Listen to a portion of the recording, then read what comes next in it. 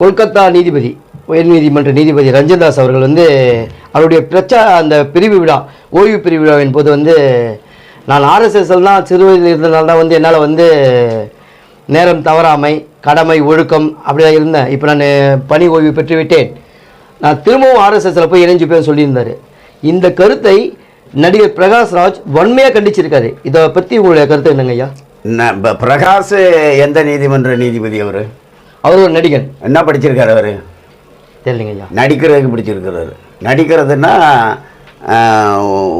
இருக்கிறத இல்லாத மாதிரி காட்டுறது, இல்லாததை இருக்கிற மாதிரி காட்டுறது, சீன் காட்டுறது, அதானே நடிப்பு.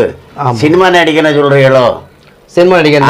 சினிமா நடிகன். சினிமா நடிகனுக்கு என்ன இருக்குது? நீதிபதியை பற்றி கருத்து சொல்ல முதல்ல அவர் நீதிபதி என்ன சொல்லியிருக்கிறாருன்னா, நான் ஆர்எஸ்எஸ்ல பயிற்சி பெற்ற காரணத்தினால ஒழுக்கம், நேர்மை, தூய்மை, நாணயம், நடுநிலைமை இதெல்லாம் நான் கற்றுக்கிட்டேன், அதனால தான் என்னால் சிறப்பாக பணியாற்ற முடிஞ்சதுன்னு சொல்லியிருக்கிறாரு.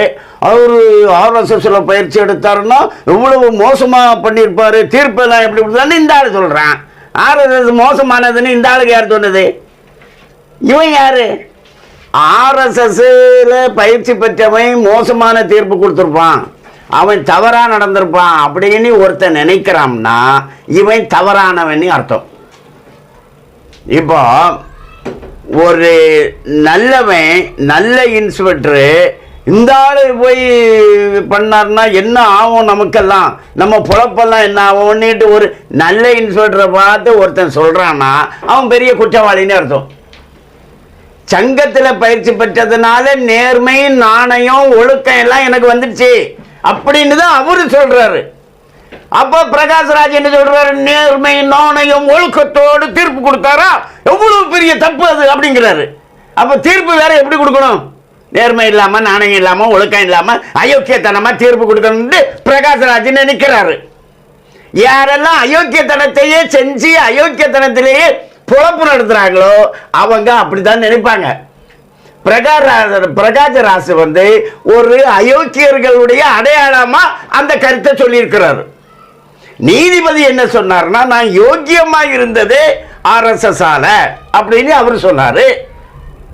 அதுல இவர் என்ன கருத்து சொல்லணும்? அதை எதிர்த்து அப்ப அப்படி யோக்கியமா ஒரு நீதிபதி நடந்திருந்தால் அவ எவ்வளவு தப்பு நடந்திருக்கு பார்த்தீங்களா அப்படின்னுட்டு ஒரு மேடையில் கேட்குறாரு. இது என்ன? இது யாருடைய நாடு? இது யாருடைய சமுதாயம்? இது குற்றவாளிகளுடைய சமுதாயமா அப்படின்னு சந்தேகப்படக்கூடிய வகையில் பிரகாஷ்ராஜ் சொல்லியிருக்கிறார். மிக மிக கண்டிக்கத்தக்கது.